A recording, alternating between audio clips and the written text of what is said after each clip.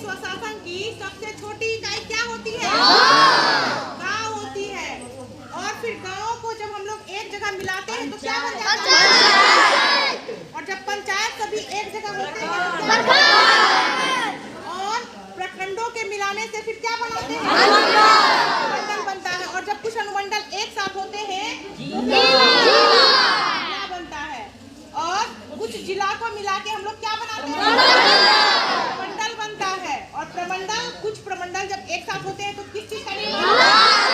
राज्य का निर्माण होता है। और जब कुछ राज्य को एक जगह किया जाता है तो देश। और देशों को मिलाने के बाद क्या बनता है? इसी तरह बहुत सारे महादेशों को मिलाने से क्या होता है?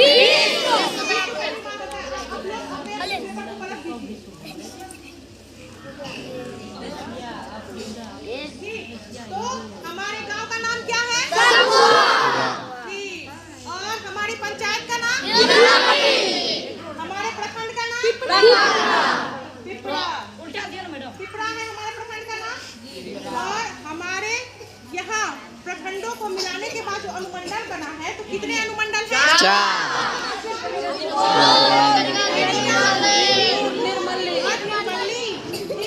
और इन अनुमंडलों को मिलाकर हमारा एक जिला बना है जिसका क्या नाम है? सुपौल। और सुपौल जैसे और भी जिले मिला के एक प्रमंडल का निर्माण हुआ है जिसका क्या नाम है?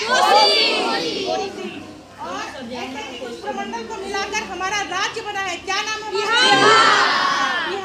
ठीक है, बहुत अच्छा। और ऐसे ही राज्यों को मिलाने के बाद हमारा एक अच्छा सा सुंदर सा देश बना जिसका क्या नाम है? और भारत किस महादेश के अंदर रहता है? एशिया महादेश के अंदर। और इस तरह के महादेश हमारे पूरे विश्व में कितने हैं? 7 महादेश हैं जिसमें एशिया, अफ्रीका, उत्तर अमेरिका, दक्षिण अमेरिका, ऑस्ट्रेलिया और अंटार्कटिका। हमारे 7 महादेश को मिलाकर कितने कुल देश हैं? 93 देश, जिससे कि हमारे विश्व का निर्माण हुआ है। कोई दिक्कत समझ गए आप लोग?